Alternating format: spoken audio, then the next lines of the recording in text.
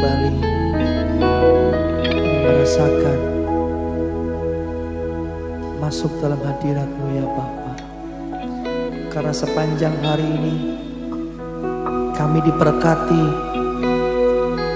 oleh kebaikan-Mu, sehingga Kau memastikan dari pagi kami bangun, kami beraktivitas sepanjang hari ini selalu ada penyertaan Tuhan yang dahsyat Tuhan. Bapa, Kau sungguh baik.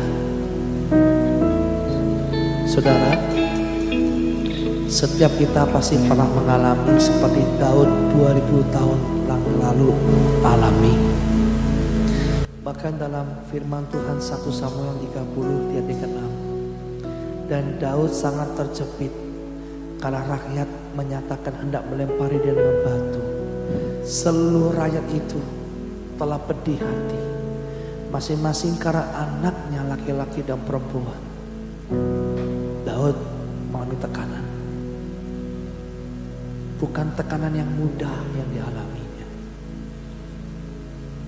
Keputusan bangsa Israel adalah melempari batu kepada Daud. Tetapi keputusan Daud menguatkan kepercayaan kepada Tuhan. Jadi malam hari ini, apa keputusanmu? Apa yang kamu putuskan? Jika kau tetap sukacita, sekalipun mungkin persoalan belum kunjung selesai, saya mau katakan malam hari ini, semua pasti selesai. Semua pasti indah pada waktunya. Sekali lagi yang percaya,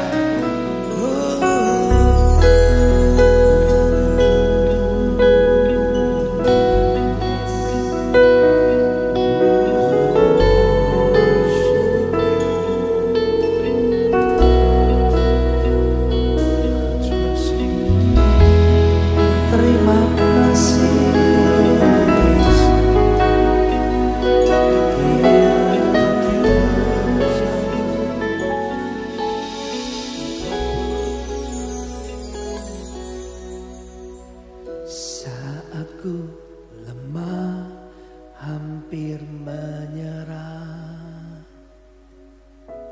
Kau datang menguatkan hatiku. Dalam tangis pun ku tahu Engkau ada, kasih-Mu Tuhan tak pernah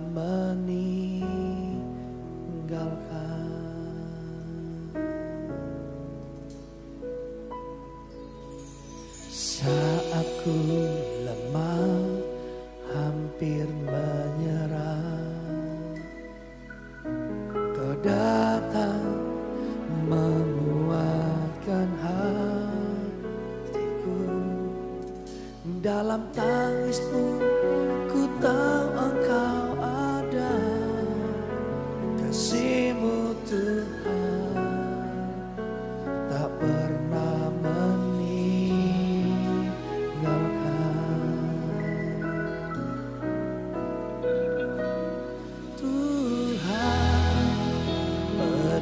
tanganku, jangan biarkan aku jatuh. Bimbing aku di jalan-Mu, lewati lembah kelam. Tuhan, kuatkan aku, Kaulah harapan selama ku hidup. Ku perlu Kau setiap waktu. Tuhan, pegang tanganku. Seperti Daud, mungkin saat ini kau sedang mengalami seperti Daud, tapi Daud berkata menguatkan kepercayaan lebih kepada Tuhan. Malam hari ini sama-sama. Kalau kau pandang terus masalahmu, masalah itu tidak akan pernah berlalu. Tapi kalau kau berjalan bersama Tuhan malam hari ini, kau menyembah, itu layar masalahmu sedang berlalu. Engkau sedang melewati itu masalah karena kau berjalan bersama Tuhan. Saat ku lemah, hampir menyerah, kau datang menguatkan hatiku. Dalam tangis pun ku tahu Engkau ada. Kasih-Mu Tuhan tak pernah meninggalkan.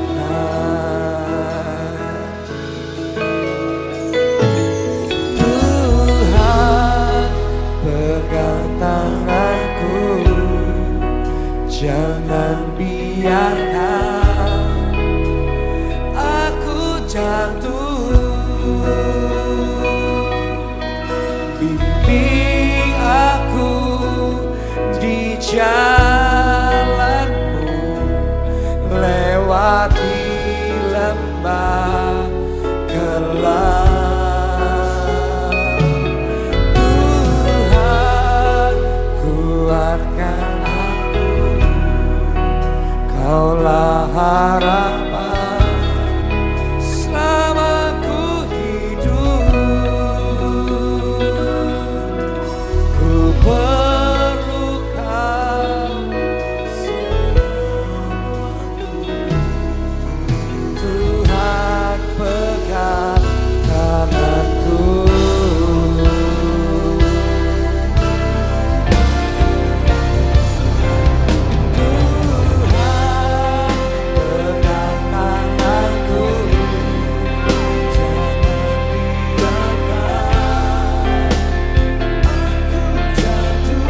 Engkau tidak pernah membiarkan sekalipun kami jatuh, Tuhan. Karena tangan-Mu, malaikat diperintahkan untuk menjaga setiap jalan-jalan kami.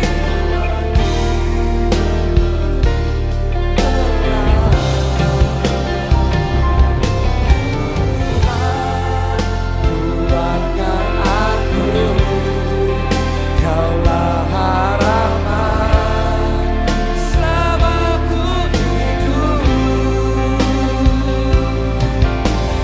Perlu Kau setiap waktu. Tuhan pegang tanganku.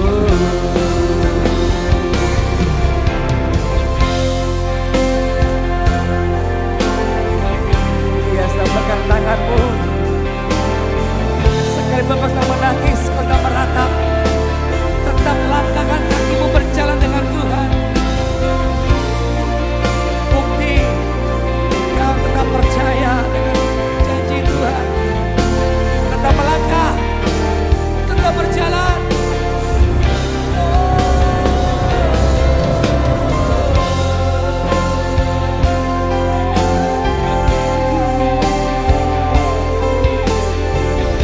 Yes, Lord.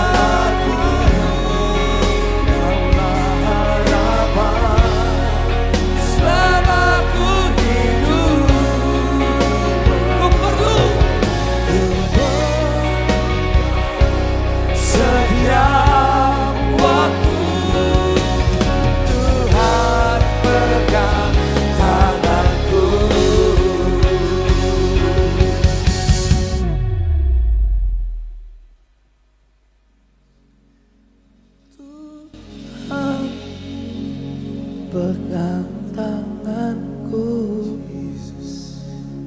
jangan biarkan aku jatuh.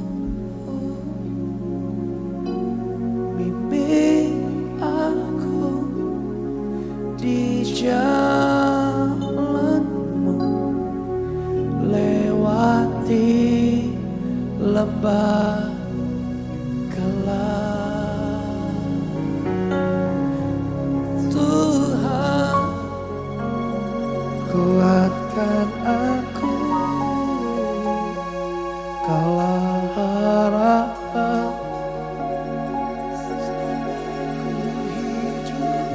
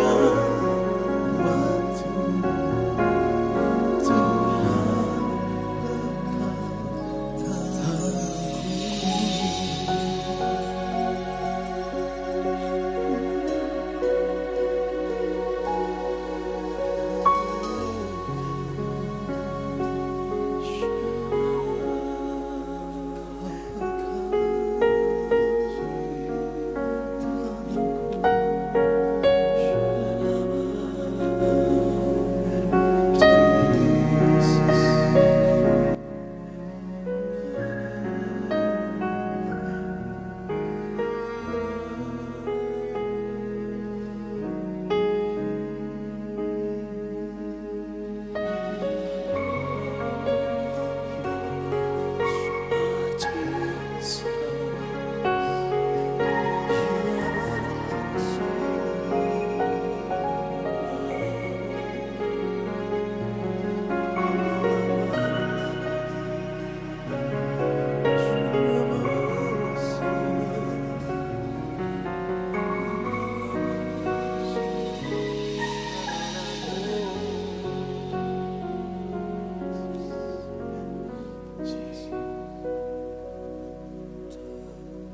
waktu Tuhan jangan biarkan aku jatuh.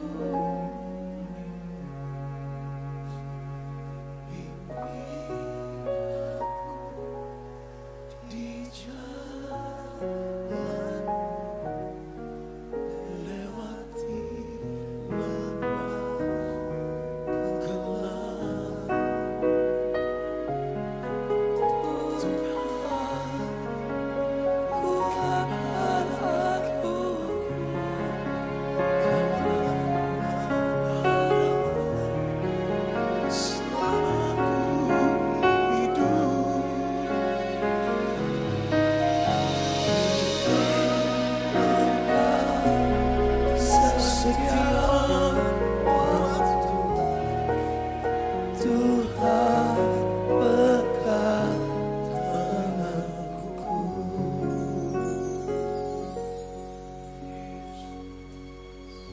Kami perlu Kau,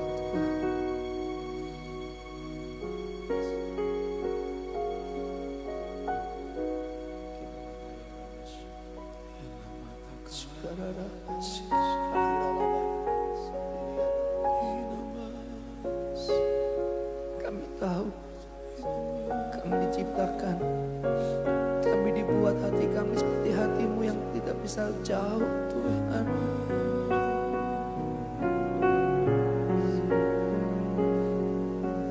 Karena Firman berkata, di luar Aku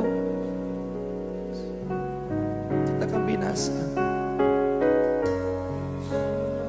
Aku adalah Tuhan. Di luar Tuhan kami semua pasti binasa, Tuhan. Karena di luar Tuhan ada tangan si jahat yang selalu mengganggu, mengusik setiap ketenangan setiap kita.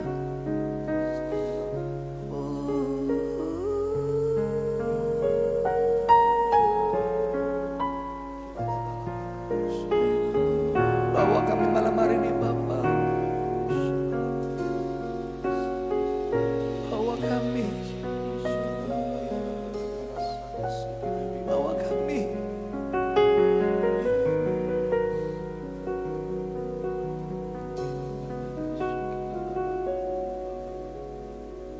Kami menyadari Tuhan,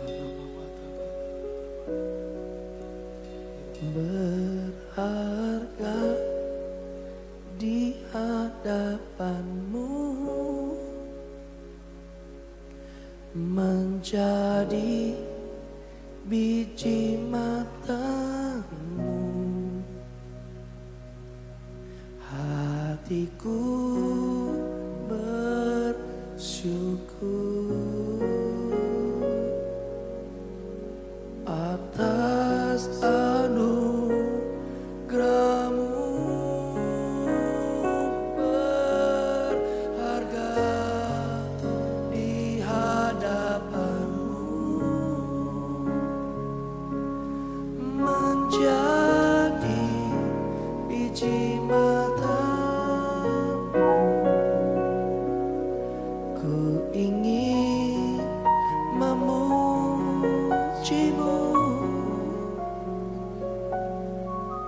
seumur hidupku.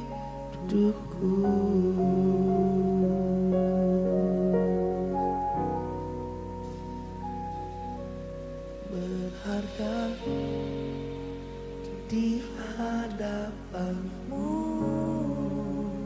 amin, menjadi biji mata.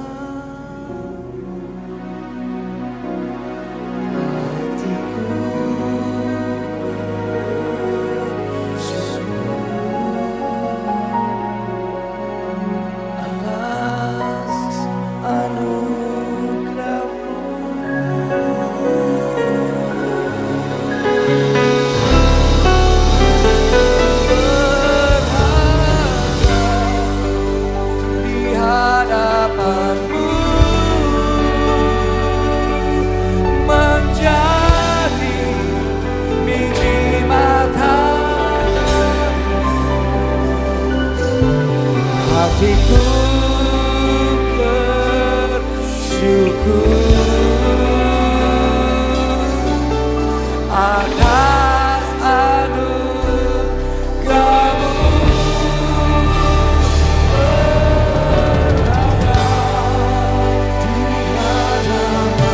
kami berharga Tuhan di mata-Mu, menjadi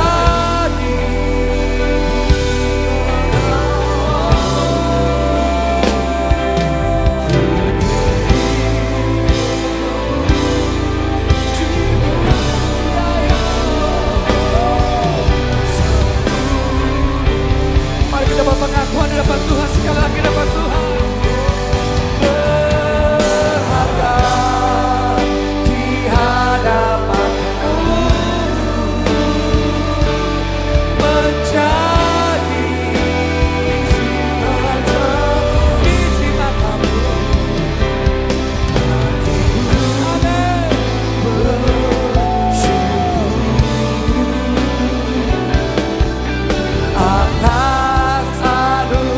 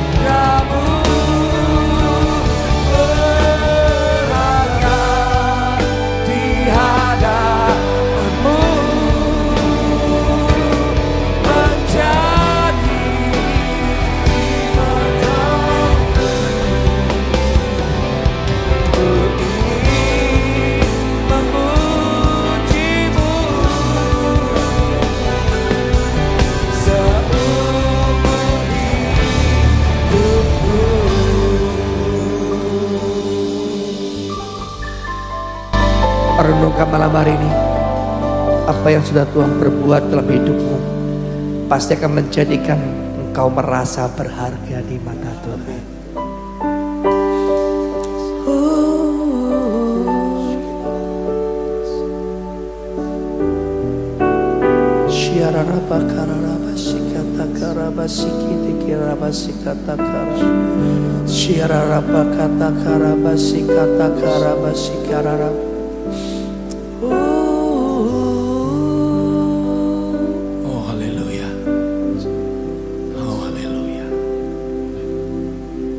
Shalom saudara, selamat malam.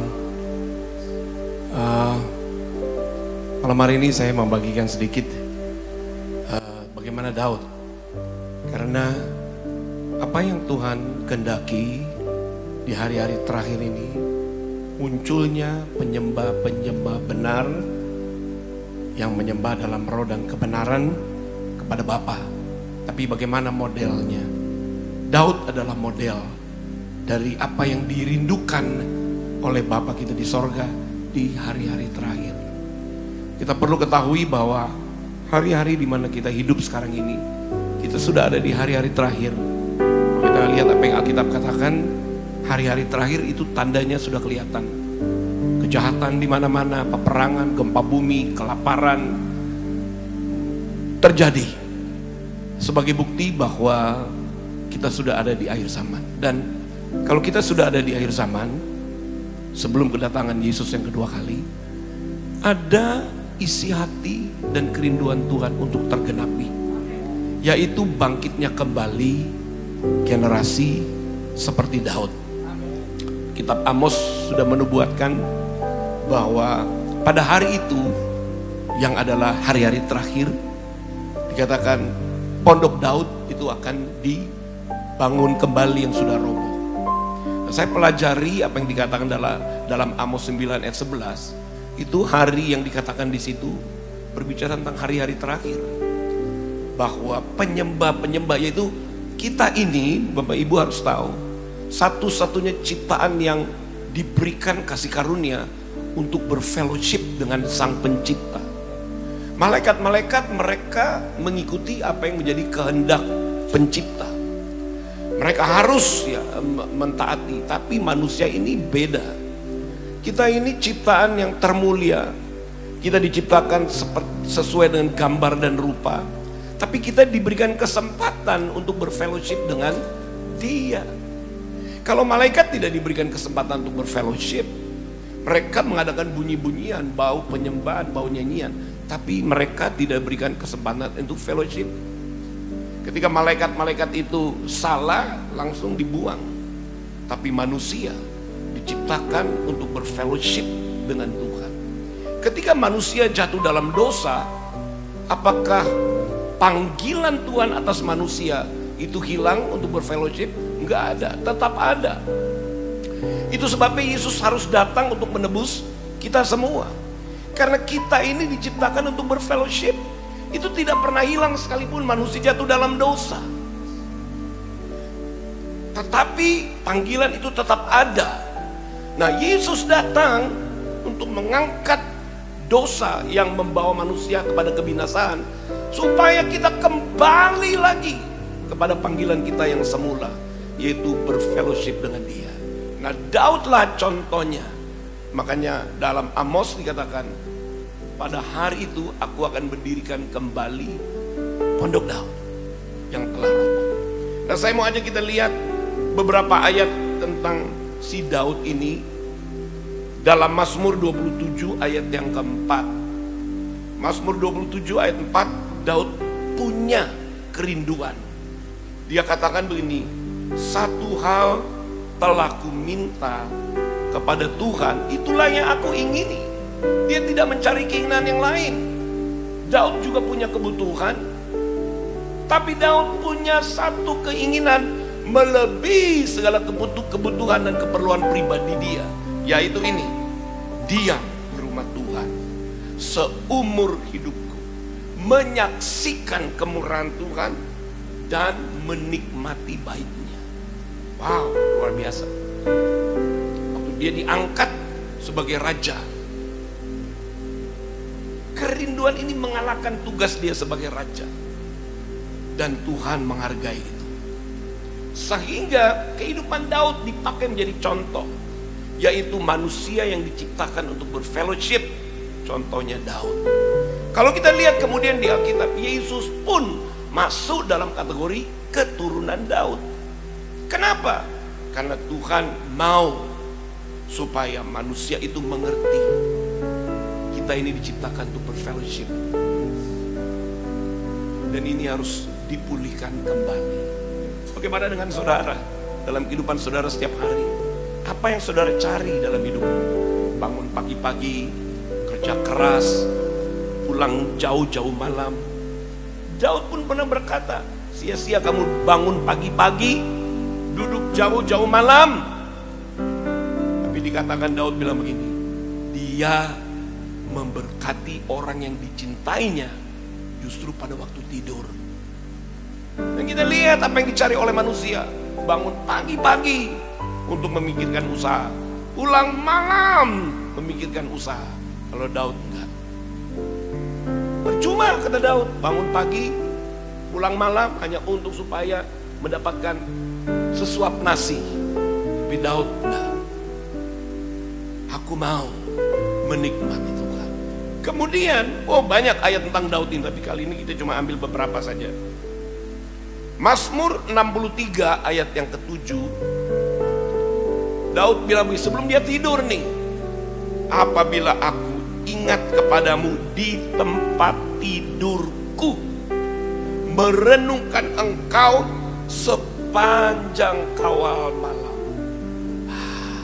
Artinya begini, Daud kalau dia masih terjaga, belum tidur-tidur juga, itu sama aja dia mengawal sepanjang malam dengan merenungkan Tuhan. Itu Daud. Sehingga di perjanjian lama maupun di perjanjian baru ada tertulis Yesaya 22 dan Wahyu 3 ayat yang ke-7. Apa itu? Kita lihat. Yesaya 22 ayat 22, Wahyu 3 ayat 7 sama. Nah, kita baca dulu Yesaya 22 ayat 22. Aku akan menaruh kunci rumah Daud ke atas bahunya. Apabila ia membuka, tidak ada yang dapat menutup. Apabila ia menutup, tidak ada yang dapat membuka. Wahyu 3 ayat 7. Tuliskanlah kepada malaikat jemaat Philadelphia, inilah firman dari yang kudus, yang benar, yang memegang kunci Daud. Apabila ia membuka, tidak ada yang dapat menutup. Apabila ia menutup, tidak ada yang dapat membuka. Renungkan baik-baik apa yang dikatakan oleh firman Tuhan malam hari ini. Tuhan mengendaki di hari-hari terakhir Pondok Daud dipulihkan kembali. Dan Tuhan mau Anda dan saya adalah pondok Daud di akhir zaman. Perhatikan dua ayat apa yang Daud ucapkan. Enggak ada yang lain yang dia cari. Satu hal yang diinginkan, menikmati Tuhan, kemurahan Tuhan sepanjang hidupnya. Artinya tidak ada jeda, tidak ada break dari bangun pagi sampai malam. Malam itu dikawal hanya dengan passion. Kalau Bapak Ibu Saudara melakukan hal ini, semua bisa. Karena ini adalah kerinduan Bapa menanti orang-orang seperti ini. Dan inilah penyembah benar. Saudara mungkin setelah bekerja sebelum tidur, ikutilah apa yang kita lihat dari Daud. Percuma kita ingat-ingat bagaimana menyelesaikan hutang. Lebih baik kita ingat Tuhan. Renungkan Dia. Maka Tuhan akan bertindak. Kasih setia Tuhan tidak pernah menjauh dari Daud. Dan Daud punya kesaksian sepanjang umur hidupnya, kebajikan dan kemurahan akan mengikuti dia. Ini yang Tuhan mau. Jadi mari Bapak Ibu Saudara di malam hari ini, sebelum saudara tidur, renungkan baik-baik seperti Daud merenungkan Tuhan. Renungkan baik-baik. Jiwa yang haus, kerinduan yang haus, dia katakan dia rindu. Hatiku haus padamu, Yesus. Apa itu? Perlindungannya, kekuatannya. Lalu lebih lagi. Itu nyanyian yang dinyanyikan lagu lama, tapi dasarnya dari Daud. Renungkan kebenaran ini, biasakan hidupmu punya fellowship dengan dia. Jangan izinkan ada jeda. Kemanapun, dimanapun di pekerjaanmu, pagi, siang, sore, malam, bahkan sebelum tidur, itu penyembahan tidak pernah berpisah dari mulut. Dan inilah yang Tuhan mau atas kehidupan saudara. Ketika Tuhan menemukan orang-orang seperti ini, percayalah saudara, kasih karunia Tuhan itu akan datang atas hidup saudara. Hari ini, malam hari ini saya tamu, diundang oleh Pastor Thomas. Saya tahu bahwa hari-hari ini pujian penyembahan itu harus kembali dinyatakan, dibukakan. Bukan hanya kita menyanyi 2-3 lagu dalam ibadah gereja, tapi bagaimana kita menjadi dupa yang harum senantiasa.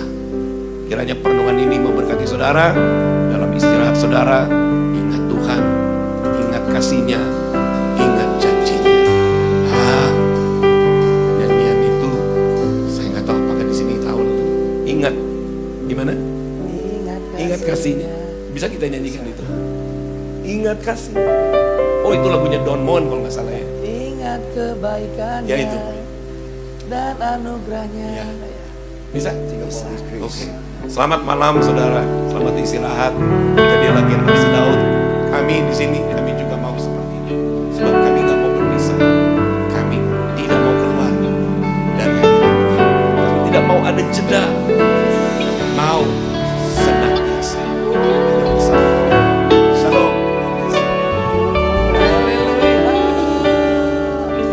Bersama-sama katakan malam hari ini. Ingat kasih-Nya, ingat kebaikan-Nya,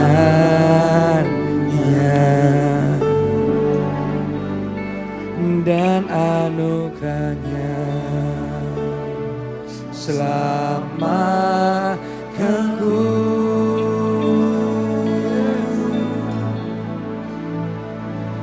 Sebab kasih-Nya setinggi langit, kasih setia Allah pada kita.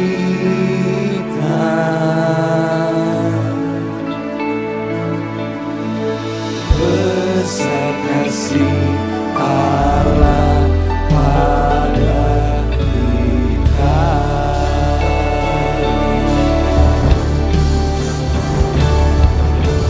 Ku takkan lupa kasih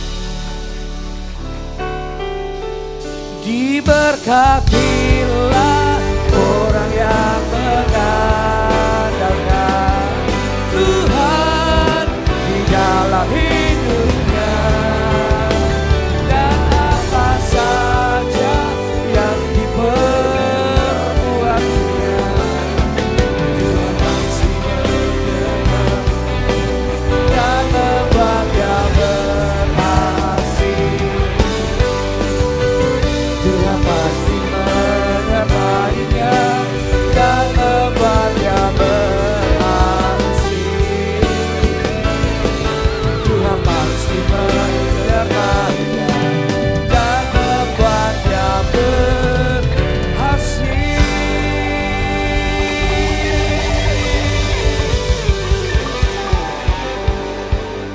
Malam hari ini Tuhan memberkatimu.